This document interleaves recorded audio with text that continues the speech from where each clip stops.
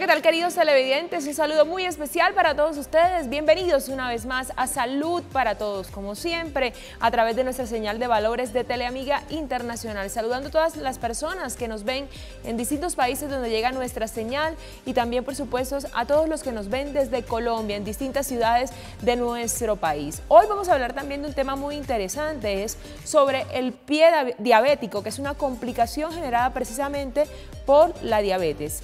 Se denomina pie diabético una alteración clínica de origen neuropático, afectación en los nervios e inducida por la hiperglucemia, azúcar altos, que también significa que es azúcar en la sangre, en la que con coexistencia de isquemia, falta de riesgo sanguíneo y previo desencadenante traumático produce lesión o ulceración del pie. El pie del diabético debe considerarse un pie de riesgo, ya que es más susceptible de padecer determinados tipos de lesiones, ya sean intrínsecas o extrínsecas. En un número importante de diabéticos crónicos aparecen en sus pies lesiones caracterizadas por trastornos tróficos de la piel y la arquitectura osteoarticular plantar. Se estima que la mitad de las amputaciones de miembros inferiores en el mundo se produce en diabéticos, siendo la diabetes la primera causa de amputaciones no traumáticas en los países desarrollados.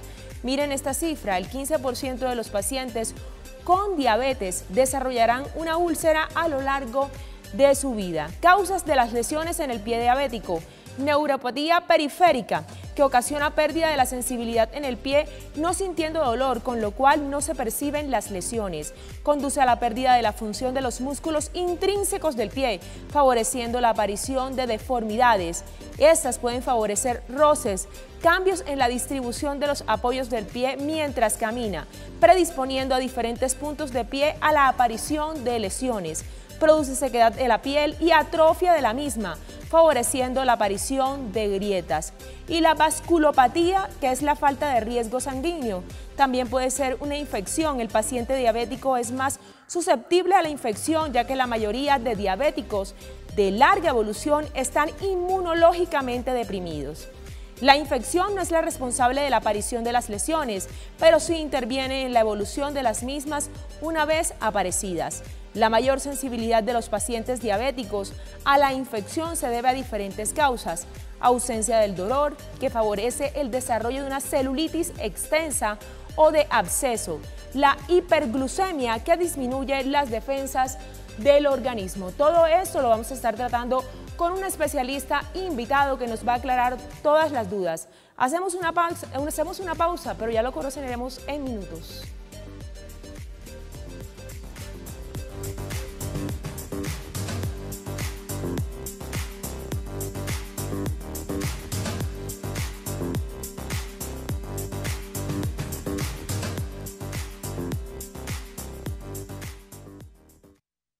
Regresamos con ustedes en Salud para Todos. Quiero que entonces a esta hora que conozcan el perfil de nuestra especialista invitada del día de hoy.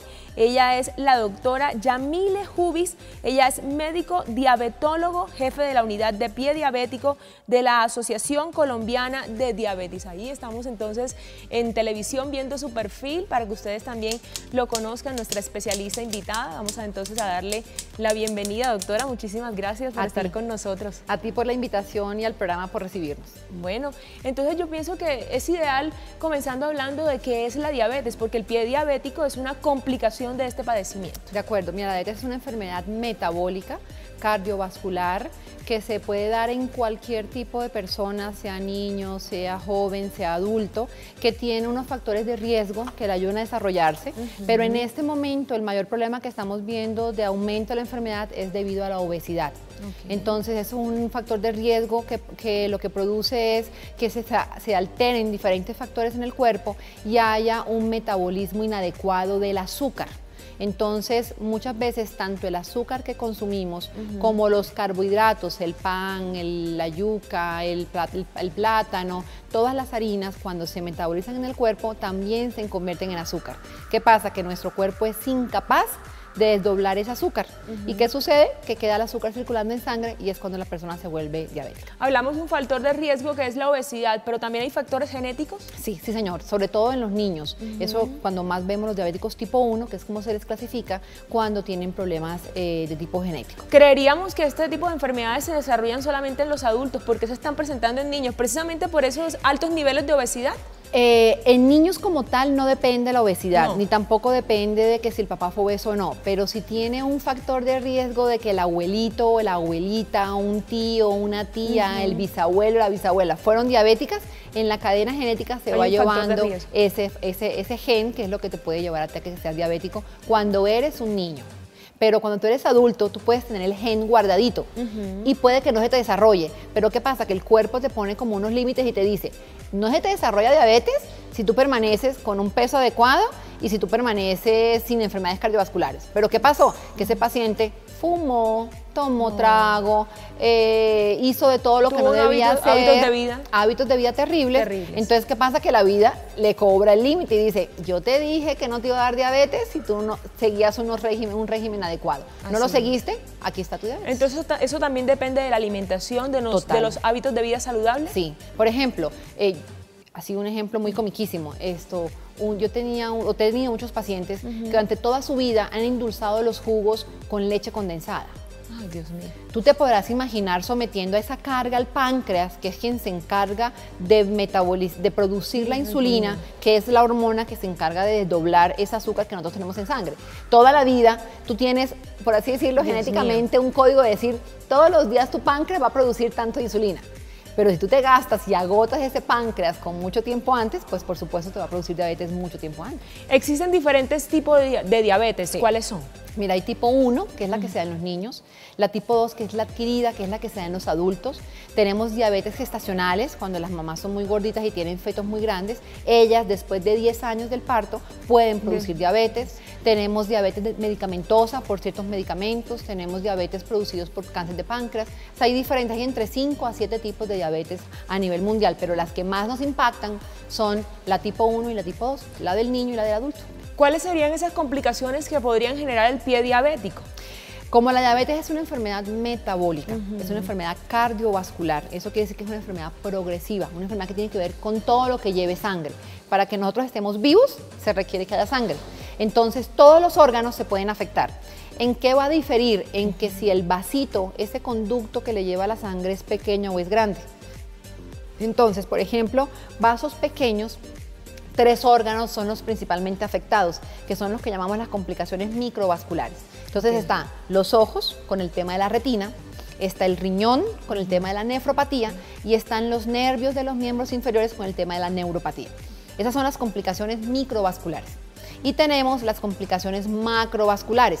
Son órganos más grandes con tubos mucho más grandes, que está el cerebro, que puede producir la enfermedad cerebrovascular, está el corazón con la enfermedad cardiovascular y está el miembro inferior con respecto a la vasculopatía, que es la enfermedad arterial periférica, la falta de irrigación que lleva a que se muera la piel y al morirse la piel se producen las gangrenas y todas estas lesiones de pie diabético. A esta hora entonces queremos también recordar nuestras líneas telefónicas, el 287-8355, nuestra línea nacional gratuita 018-115-116, para que ustedes se comuniquen con nosotros si tienen alguna pregunta, alguna inquietud. Nuestra especialista del día de hoy la va a estar contestando. ¿Qué tan frecuente es la diabetes, doctora? En este momento en Colombia tenemos una prevalencia de la enfermedad entre el 7 al 8% de la población adulta. O sea que estamos hablando de que aproximadamente en Colombia hay entre 7 millones a 8 millones de personas. ¿Alarmantes esas cifras? Bastante alarmante, pero más alarmante aún es que la mitad de las personas no tienen ni idea que tienen diabetes. ¿Es una enfermedad silenciosa? Exactamente, y ese es el problema, que como no estamos muy acostumbrados a hacer medicina preventiva, yo solo veo donde el médico cuando me duele algo, pero no me prevengo de estoy gordito, tengo más de 50, tengo triglicéridos altos, colesterol alto, no hago dieta, no hago ejercicio, o sea, esas cositas como que no se toman en cuenta, sino me duele algo, ahí sí consulto, pero antes no. ¿Cuáles serían entonces esos principales síntomas que puede tener la gente cuando ya la enfermedad se desencadena? Cuando ya tengo diabetes como tal, hay 3 signos súper importante que nosotros llamamos las P's, porque cada palabra tiene un término médico que inicia con una P, pero en términos coloquiales, para que todos nuestros televidentes puedan estar pendientes, es aumento del consumo de líquido por exceso de sed. O sea, yo tengo sed y me tomo una jarra completa de agua o me tomo una botella completa de gaseosa. O sea, es las ganas de tomar líquido porque tienes mucha sed. El exceso de tener hambre, o sea, tengo hambre todo el tiempo y acabé de comer, pero vuelvo y como otro poquito. No son que yo coma grandes contenidos de comida, no, es que todo el tiempo quiera yo estar comiendo y comiendo y comiendo y comiendo, así está picando. Y el tercero es la pérdida de peso sin una causa aparente. O sea, si yo hago dieta y hago ejercicio, yo aspiro a perder peso. Pero si estoy comiendo normal, estoy siguiendo mis hábitos normales y de un momento a otro empiezo a perder peso, 3, 4, 5, 10 kilos en 1 o 2 meses, eso es alarmante. Pero creeríamos entonces, como usted lo mencionaba, pues era el tema de la obesidad, pero entonces una persona delgada también puede padecer la diabetes. Claro que sí. La obesidad es un factor de riesgo importantísimo para desarrollar no solamente diabetes, sino cualquier enfermedad cardiovascular, hipertensión, infarto, diabetes. Pero el hecho de que tú estás delgado no te va a quitar un factor de riesgo que puedas tú tener y es por la genética. Claro, entonces, sí, una cosa no quita la otra. Lo que pasa es que la obesidad te lo suma. Bueno, ¿qué contiene quiénes son más, bueno, ahí estamos hablando de quiénes son más probables a sufrir este tipo de enfermedades, pero entonces la tipo 2, por ejemplo, hablemos. Sí. El tipo 2 es paciente mayor de 50 años, mujer o hombre, que sea obeso, que no tenga buenos hábitos de hacer ejercicio o que sea sedentario. ¿Es una de las más graves, esa tipo 2? No, nosotros no podemos hablar de gravedad con respecto al tipo. Es más, hay pacientes que dicen, no, es que yo tengo la más grave porque uso insulina. Eso no tiene absolutamente nada que ver.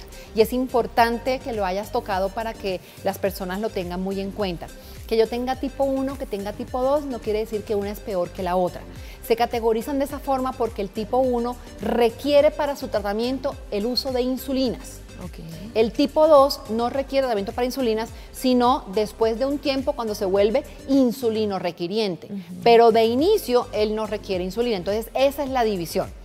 Yo como tipo 1 puedo haber desarrollado diabetes a los 15 años, un ejemplo, y tener ahorita 50 y estoy mejor que un diabético tipo 2 que le diagnosticaron hace 5 años y hoy ya está ciego o amputado o en diálisis por diabetes. Entonces, realmente no es el tipo de diabetes lo que te dice que estás mejor o estás peor. Es cómo haya sido tu vida de diabético o tu tiempo de evolución de la enfermedad, cómo se haya sido llevado en ti.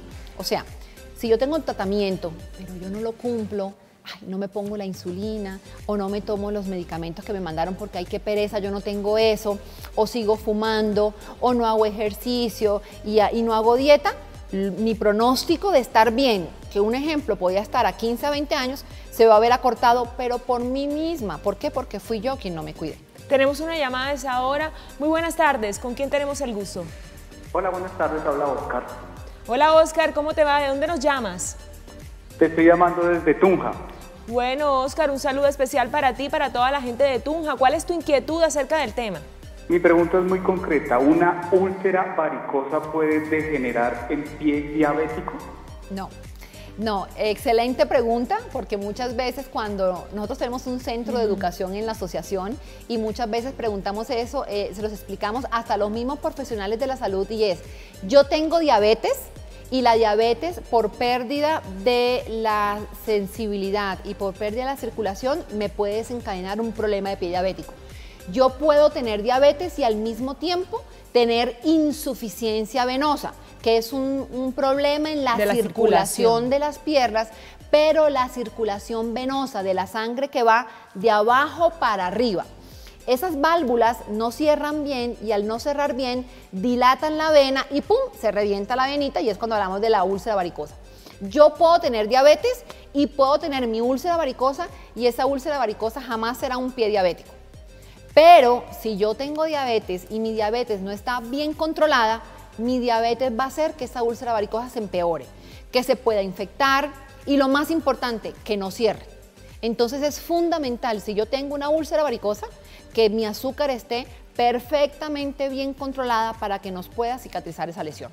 Bueno, ahí está entonces la respuesta a tu pregunta. Creería entonces que si nosotros tenemos alguna herida y sufrimos de diabetes, esa herida se va a cerrar mucho más despacio que una persona sana. Totalmente, es más, no sé si ustedes de pronto y los televidentes se acuerdan, nuestros abuelos, nuestros tatarabuelos, la manera como ellos se diagnosticaban la diabetes en esa época, coloquialmente o en la casa, era cuando los interiores los lavaban en los patios y dejaban los calzones, los calzoncillos, los interiores puestos en la batea y llegaban las hormigas y se subían a los interiores. Y era porque en la orina también se bota azúcar. Claro. Y esa era una manera de saber, uy, usted tiene problemas de azúcar. Claro. Y la otra era porque se cortaban en la cocina las señoras o los señores haciendo algún tipo de trabajo y no les sanaban las heridas. Y le preguntaban a la comadre, al compadre, al vecino, oiga, mire, tengo esta herida no me ha cerrado, vaya y revísese el azúcar porque de seguro usted va a ser diabético.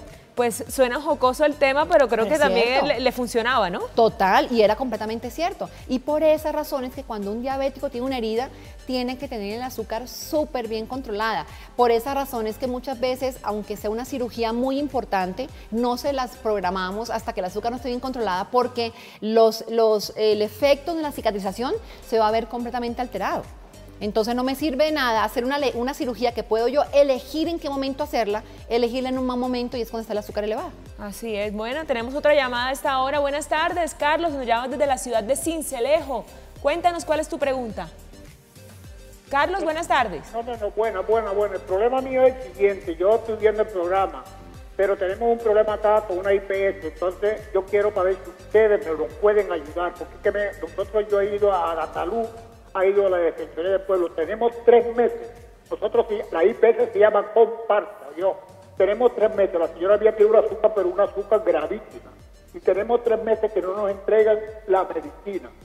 Entonces yo quiero que usted, por medio de su programa, sí se puede, porque usted sabe que en este país hay muchas cosas que no se pueden hacer, porque a veces es prohibido hacerlo, para ver si ustedes nos ayudan allá. Mi nombre es Carlos Enrique Balmaceda, el nombre de ella es Carmen Elena Salcedo Cobar, la esposa mía. Entonces yo estoy viendo el programa y me ha gustado porque es un problema de lo mismo que ella sufre, pero tenemos ese problemita aquí en Sucre y más aquí en Sincelejo, donde la IPS se llama Comparsa. No nos entrega el medicamento hace 3 meses. Y yo fui a la salud, fui a la Defensoría del Pueblo, pero no han podido solucionar el problema. Le agradezco, perdón, le agradezco interrumpir, pero quiero para ver si ustedes nos pueden ayudar en algo ya. Gracias, y eso es lo que yo quería decirle. Listo, ok, Carlos, muchas gracias. Pues él hablaba de que su esposa sufría de diabetes y que tenía 3 meses de que no le daban los medicamentos. Entonces, ¿qué efecto puede tener si uno no toma los medicamentos para esta enfermedad? Mira, yo lo entiendo y de verdad sé que uno está pagando un servicio de salud y uno espera que le curan todo, pero hay que ser conscientes de la realidad de nuestro país. Okay. Nuestro país está mal, el sistema de salud está mal. Entonces, y el único perjudicado ahí va a ser el paciente mismo. Entonces, ¿yo qué le recomiendo? Pues utilizar un medio legal para que le puedan colaborar en que le entreguen su medicación, pero lo más importante, no suspendan la droga si la EPS no se las dé. Miren qué forma tienen para conseguirlo, pero el daño se lo está haciendo el mismo paciente. Su señora, que no sé en qué condiciones esté, no sé si está con insulina o sin insulina, pero si ella le colocaron insulina es porque la requiere para manejar su problema de diabetes. Si la suspende y lleva 3 meses sin medicación, eso es terrible, porque se le puede elevar tanto el azúcar que le puede dar un infarto, se puede morir, le puede pasar cualquier cosa. Entonces, yo entiendo que hay un problema en su sistema, pero es importante que el paciente entienda que tampoco la carga se le va a dejar 100% al sistema. Entonces, claro, si nosotros podemos colaborar mientras el proceso, mientras se llevan a cabo las cosas, pues debemos hacerlo. Es más, en el tema de pie diabético en específico, tenemos un inconveniente grandísimo y es porque no muchas de las cosas que el paciente necesita y requiere lo está cubriendo el sistema. Claro. No porque no quiera, sino porque no sabe que ese problema existe con la trascendencia que tiene y no sabe que hay oportunidades que se le pueden dar. Nosotros, desde la Asociación Colombiana de Diabetes, que es una entidad que lo único que busca es mejorar, tratar de darle el mejor servicio a las personas con diabetes en Colombia, instauramos programas de educación, no solamente para pacientes, sino para profesionales. En este momento estamos desarrollando ya en la etapa final un documento que se llama una guía de práctica clínica. Ese documento lo que busca, en apoyo con 9 sociedades científicas nacionales, o sea, con 9 grupos de expertos en diferentes especialidades que giran en torno al paciente con pie diabético, sacar un documento que lo que nos diga es los lineamientos de cómo se debe tratar. Un ejemplo, el paciente tuvo un pie diabético y se infectó. Entonces, ¿cómo diagnosticarlo? ¿Cómo manejarlo? ¿Cómo tratarlo y cómo seguirlo? El paciente tiene una úlcera. ¿Cómo diagnosticarla? ¿Cómo manejarla? ¿Cómo tratarla? ¿Cómo seguirla? O sea, se le están dando todas las herramientas para que los médicos, así estén en un hospital, en un pueblito de nivel 1, o estén en Bogotá, en Cali, en Barranquilla, en cualquier ciudad, puedan manejarlo, no importa el nivel de complejidad. Podemos decir entonces que desde la Asociación Colombiana de Diabetes se están tomando medidas para tratar este tipo de enfermedades. ¿El Estado ha abandonado a sus pacientes en este tipo de casos, por ejemplo? Mira, yo no sé si decir que es un abandono o decir que es una negligencia, porque lastimosamente con esta guía tuvimos muchos inconvenientes iniciales, porque el sistema, cuando nosotros fuimos a tocar la puerta a decir hagámosla, no es nuestra prioridad, tenemos otras prioridades. Y yo entiendo, por supuesto, hay muchas prioridades, pero si tú empiezas a mirar la cantidad de dinero que se va en la enfermedad, si tú empiezas a mirar, mira por ejemplo la campaña que hay para cáncer de seno. Eso es una campaña impresionante, sacan artículos en el periódico, sacan propagandas de televisión para que la señora se examine el seno por cáncer de mama. El número de amputaciones en el mundo es más alto que el cáncer de mama. ¿Ves? Entonces son unas cosas que uno dice, pero a ver, ¿de dónde está sacando la estadística? Así es, creo que se deben tomar más medidas frente a esta enfermedad y creo que también a la sociedad le hace falta también como concientizarse un poco más del tema.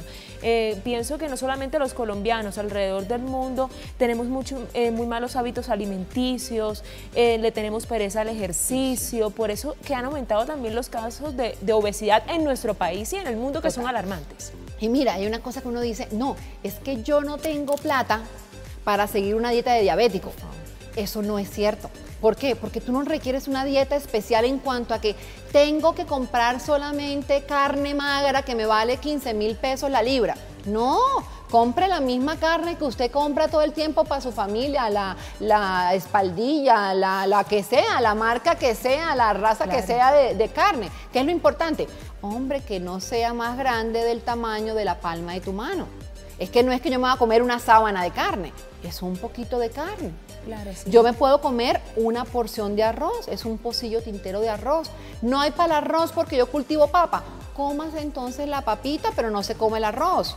Entonces no es problema del sistema, no es problema de que no tengo plata para comprar el jamón libre de grasa ni para comprar la carne sin gordo, no. Soy yo que prefiero invertir en comerme una ollada de arroz acompañado de una libra de espagueti y acompañado de un muslito de pollo, harinas, pero no meto la ensalada porque es que no me voy a gastar yo 1.500 pesos en una lechuga, porque me sale más barato comprar papa y arroz. Pero eso es lo que te hace daño a tu salud, porque tú no debes consumir 2 harinas en una misma comida. Lo que son las grasas, lo que son las harinas, ¿aumentan los síntomas de esta enfermedad o de padecer esta enfermedad de la diabetes? Por lo que te van a aumentar tu obesidad, van a aumentar tu índice de masa corporal y por lo tanto vas a ser obeso. Pero cuando ya tienes la enfermedad como tal, claro que sí la empeora porque todas las harinas se convierten en azúcar. Por ejemplo, ¿las grasas igual? Las grasas no te suben el azúcar, pero las grasas te mantienen obeso.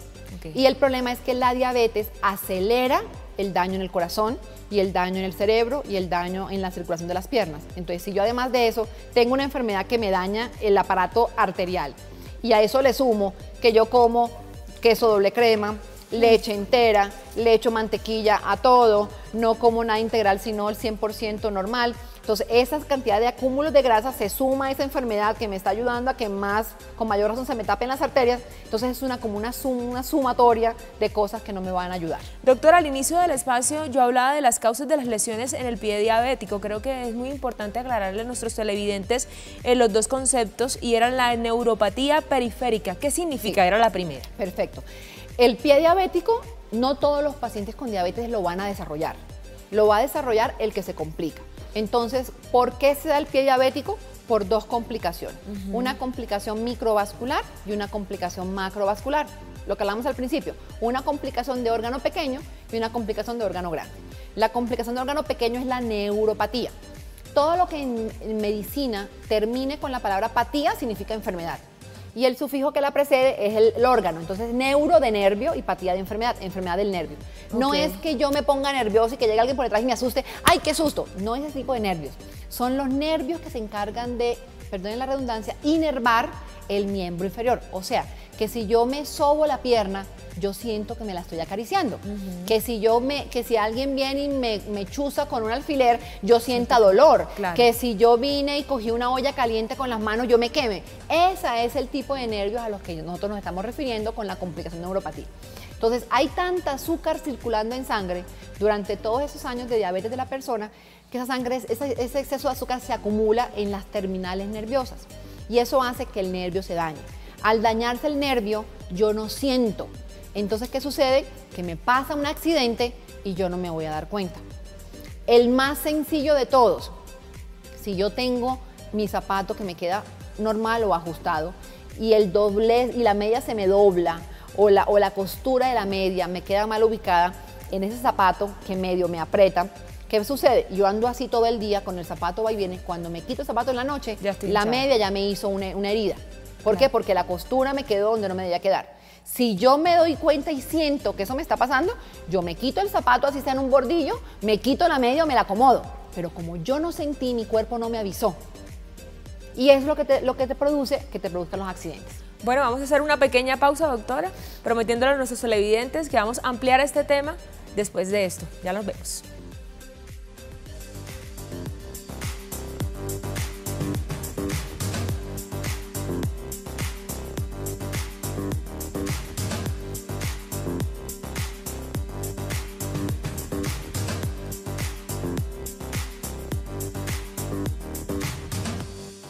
Gracias por continuar con nosotros. Seguimos hablando sobre la diabetes. Queremos decirle que es un padecimiento que ha venido en aumento, doctora, y pienso que los colombianos debemos concientizarnos acerca de esto. También hablábamos de los problemas que se vienen presentando en las diferentes entidades de salud frente a este padecimiento porque no le brindan los recursos o no le brindan la atención indicada a cada uno de los pacientes. Hablábamos también de las causas de las lesiones en el pie diabético, que es una complicación de esta enfermedad. Usted nos aclaraba sobre la neuropatía periférica, ya hablábamos que era esa parte de los nervios en las cuales no sentíamos y por eso se pueden generar las diferentes lesiones en los miembros inferiores, que es la vasculopatía, que precisamente es otro desencadenante del pie diabético. Sí, la vasculopatía es la falta de irrigación, o sea, la falta de circulación arterial en los miembros inferiores que predispone a que si el tejido no tiene la suficiente cantidad de oxígeno, se daña.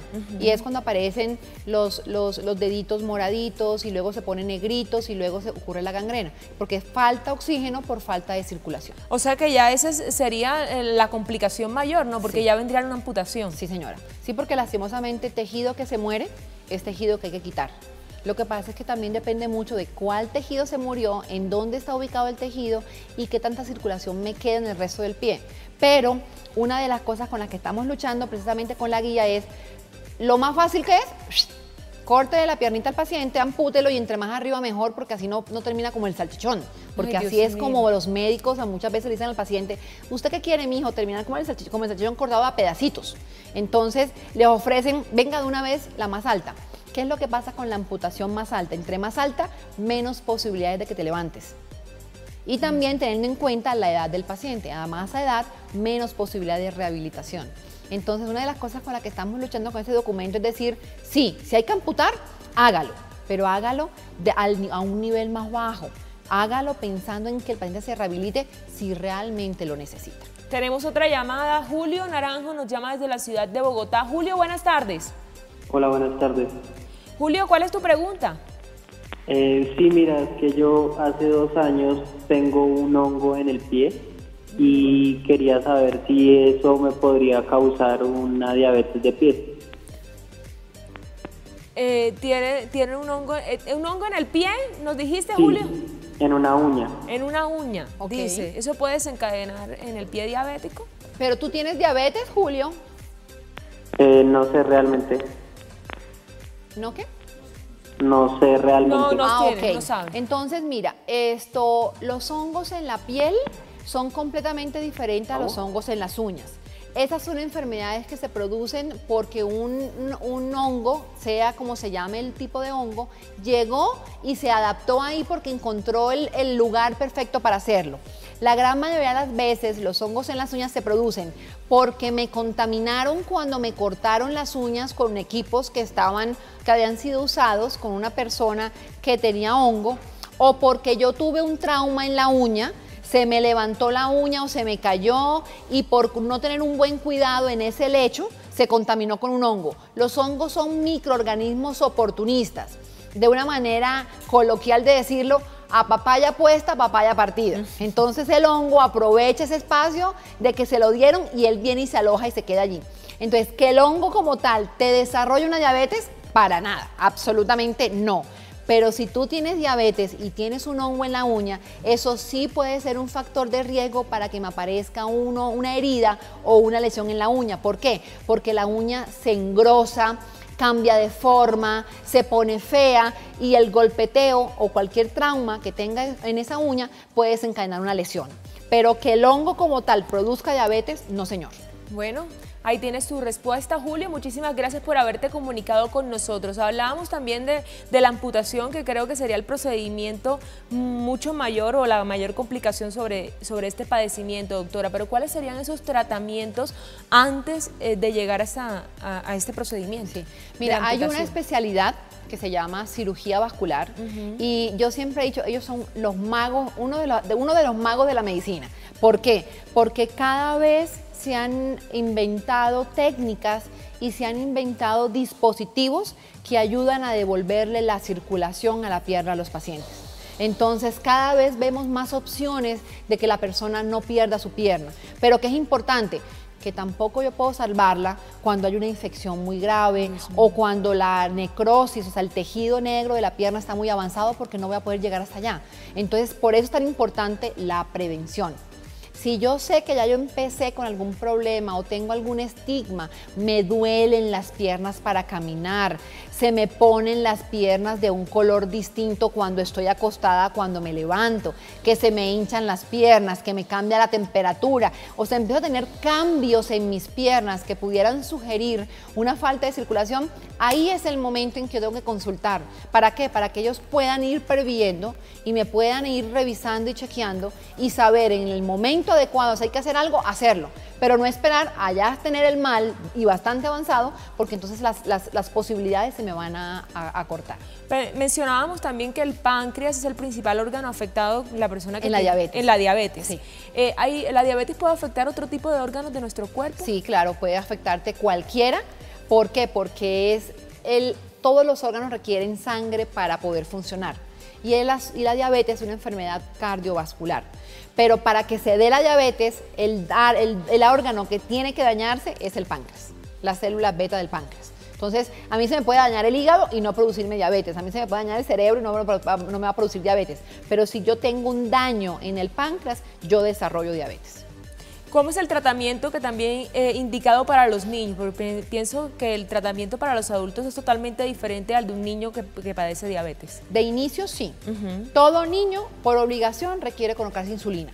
O sea, un niño, no importa la edad que tenga, no va a poder manejarse con pastillas orales para el azúcar. O sea, lo que llamamos los hipoglicemiantes. A diferencia de un adulto. ¿Por qué? Porque el niño no puede producir insulina. Si tú no produces insulina, tengo que colocártela. Eso es lo que pasa en el tipo 1. No tengo insulina, me la tienen que poner para yo poder seguir viviendo. Por eso era que antes de la insulina, un niño que no se ponía insulina se moría, porque no tenía cómo metabolizar el azúcar. Un adulto, por lo general, lo que tiene es una deficiencia de la célula beta en producir la cantidad de insulina que requiere. Entonces, por eso el tipo 2 lo dividimos en insulino requiriente y el no insulino requiriente. Entonces, el adulto que no requiere insulina en el momento para su tratamiento, con medicamentos orales, con dieta y ejercicio, porque las pastillas no hacen todo el trabajo. Yo tengo que combinarla con dieta y ejercicio. Puedo manejarlo. Pero ¿qué pasa? Que pasaron 5, 10, 15, 20 años y a ese adulto se le acabó la insulina. En ese momento ya yo no puedo seguir con oral, sino que tengo que colocar la insulina. ¿Cuál es la forma correcta de aplicar la insulina? Vemos muchas veces que la aplican en el estómago, en otras partes del cuerpo también se puede aplicar. Sí se puede, porque realmente no es en el estómago donde uno se la coloca en el tejido celular subcutáneo, en la piel. Entonces, ¿qué es lo que yo necesito para poderme colocar la insulina? Un depósito de grasa, porque ella necesita ese espacio, ese ambiente para poder absorberse. Entonces, ¿qué es lo que yo hago? Así yo sea flaquito o así yo sea gordito, lo que yo tengo que buscar es un área en mi cuerpo donde haya grasita. Entonces, ¿cuál es lo recomendado? La barriga, porque uno a más edad, por lo general la barriga es donde se acumula la grasa. Entonces, yo lo que hago es que yo me siento, me cojo el gordito con mi mano, o sea, que yo lo sienta que cogí el gordito, y allí es donde de manera perpendicular, o sea, no es en diagonal ni es de abajo para arriba, no, es de frente, me coloco mi insulina, meto toda la agujita, porque esa agujita tiene de 3 a 4 milímetros.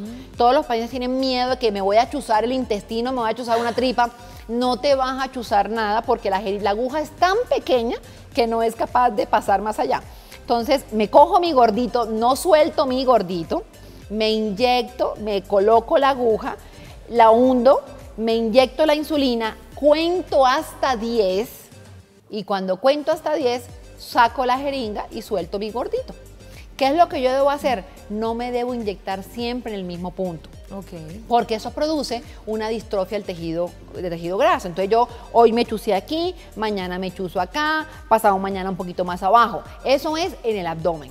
Pero si yo tengo grasita en el bracito, no aquí donde está el músculo, en la parte de atrás donde está la grasita, o en la pierna donde tengo grasita, aquí puede ser en la parte de arriba del muslo, o en la parte de acá arriba de la cadera, en el gordito que uno odia, que es el gordito de aquí atrás de la cadera. O sea, lo importante es que yo tenga un gordito donde me pueda colocar la insulina. Entonces ya sabemos, las personas que se están aplicando la insulina tienen que aplicarse en esa parte donde tienen ese gordito del cuerpo. Bueno, tenemos otra llamada, doctora. Adriana Reyes. Adriana, ¿cómo estás? Marleni Reyes. Marleni Reyes. Marleni, ¿cómo estás? Bien, sí, señora. ¿Cuál es su pregunta?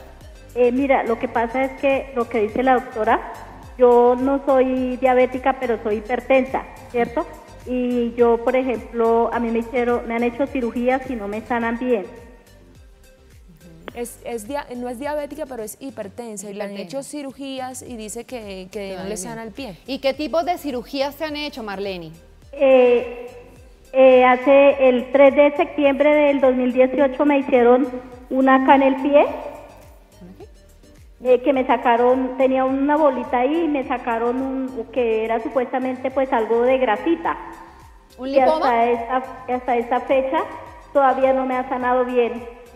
Ok, pero a ti te han hecho exámenes para saber que el azúcar está bien. Sí, señora, inclusive en diciembre me hicieron el que se toma uno la agüita amarilla y eso para saber si me dice que me sale bien el azúcar. Ok, eso es importante porque es una de las primeras causas para que uno piense en una persona que puede ser mayor de edad, que puede tener más de 30, 40 años, que además tiene ya de por sí una hipertensión. Entonces es como lo primero que viene a la cabeza para hablar de problemas de cicatrización. Pero la diabetes no es la única enfermedad que produce eso. Recuerda que genéticamente también hay algo que se produce a base de un mal metabolismo del colágeno que se llama el queloide, que es esa cicatriz maluquita que queda como engrosada, que es gruesa, que es dura. Entonces eso también puede tener un problema, pero ya es de parte del colágeno de nosotros. Entonces es importante que te vean y que nuevamente te valoren o te manden a dermatología o que te vea el cirujano que te operó. Creo que por lo que tú me explicas, creería yo que es un lipoma. No vaya a ser que haya de pronto quedado alguna sutura o la sutura que el mismo cuerpo nuestro tiene que absorber no se ha absorbido y tu cuerpo está reaccionando contra eso. Entonces sí es bueno que consultes para que te puedan dar un diagnóstico certero de qué es lo que tienes y qué hay que hacer. Bueno, Marleni, muchísimas gracias por haberte comunicado con nosotros. ¿La diabetes es curable? No. Y eso me encanta que me lo hayas preguntado porque hay una cantidad de gente, no solamente en Colombia, sino en el mundo, hablando de la famosa vacuna para la diabetes o hablando de que hay curas milagrosas. No se dejen robar, no se dejen quitar sus pesitos. Lastimosamente a hoy La diabetes es una enfermedad tratable, más no curable. Y se puede manejar muy bien. Yo tengo pacientes, compañeros de trabajo, familiares que tienen 30, 40, 50 años de diagnóstico de diabetes y tú los ves perfectos, mejor que uno. Entonces, yo siempre he hecho una comparación entre tener diabetes y tener cáncer. Si a ti te dicen, usted tiene cáncer, ¿usted qué hace? Rezarle al Dios que tengas para que te vaya bien, rezar porque el sistema de salud o la EPS que tengas te cubra, que caigas en manos de un buen médico y probar toda la cantidad de remedios caseros y cosas que la gente te diga. Párese de cabeza, cómase un huevo revuelto con un ojo de la vaca revuelto con no sé qué. O sea, tú haces de todo para curarte de ese cáncer, pero de ti no depende, porque depende del tipo de cáncer que sea, si es maligno, no es maligno, si te van a hacer cirugía, en fin. O sea, no depende de ti, depende de la suerte de lo que te tocó. Así es. Si a ti te dicen que tú eres diabético, de ti y solamente de ti depende que cambie tu conducta.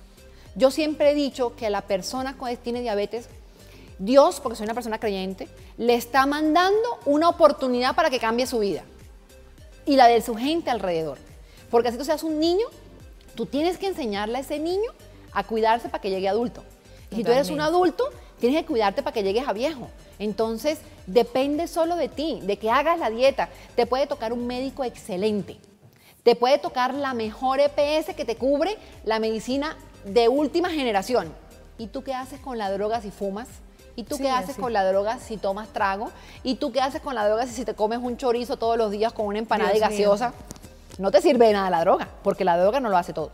Entonces, nunca comparar una enfermedad catastrófica como el cáncer con la diabetes. La diabetes es una enfermedad que te da una oportunidad de cambiar tu vida. Así es, doctora, creo que tocó un punto importante. La diabetes es una oportunidad para cambiar nuestra vida, para tener buenos hábitos alimenticios, también para cambiar a nuestro alrededor, las personas cambian nuestras familias, porque quizás nosotros repetimos patrones, pero también son como pequeñas alertas para cambiar. Tenemos otra llamada. Marcos Mesa, buenas tardes. Sí, señorita, buenas tardes. Le habla Marcos Mesa desde Valledupar. ¿Cómo te va, Marcos? ¿Cuál es tu pregunta? No, yo tengo algo que contarle a ustedes. Yo hablo en términos acá de la costa. Yo tengo 2 pastillas para la diabetes. Soy diabético. La primera, soy pensionado, tengo 19 años de estar pensionado, gracias a Dios. Me levanto a las 4:30 a caminar.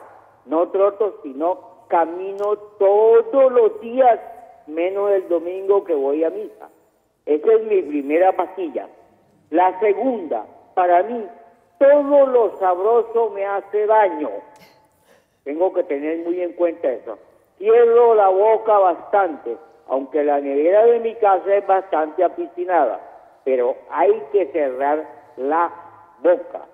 Embutido 0, lácteo 0.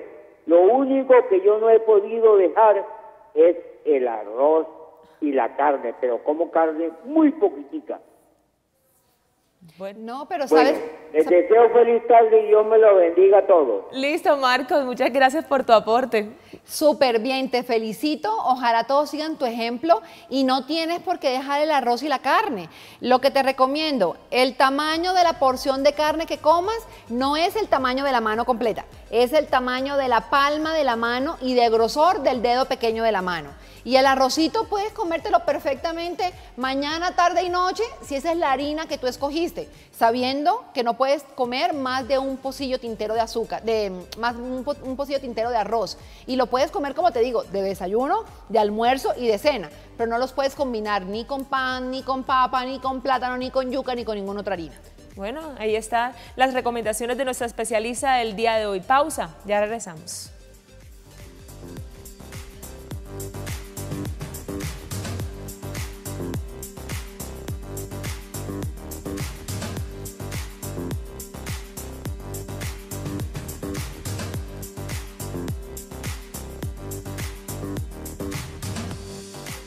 Gracias por continuar con nosotros en su programa Salud para Todos. Nuestro tema central del día de hoy, la diabetes y las complicaciones que puede generar esta enfermedad. Entramos ahorita con una llamada. María Etelvina nos llama de la ciudad de Bogotá. María Etelvina, buenas tardes, ¿cómo estás? Sí, buenas tardes, señorita.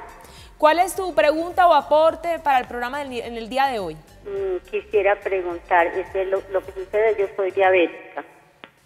Soy diabética controlada, pero resulta que a mí me salió en las piernas unas venas menuditas, como arañitas, y luego primero se me fue poniendo la coyuntura de los tobillos, como que la sangre me estuviera corriendo por la piel. Y se me enrojeció, luego se me puso negro, y luego se me fueron brotando venitas en las piernas. Entonces, eso me salió un brote y eso me pica horrible. Sí. ¿Alcanzó a escuchar, doctora? Sí, según entendí, tienes un roce exactamente al lado donde tienes las venitas del tobillo.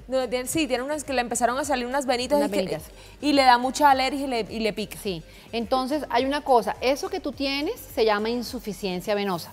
Esas arañitas, que es el nombre como las personas lo conocen, se llaman telangiectasias, que son un signo clínico inicial de un daño en la circulación que hay. Ese daño que tú tienes no tiene absolutamente nada que ver con la diabetes, pero como hablábamos ahorita, la diabetes pudiera empeorarlo.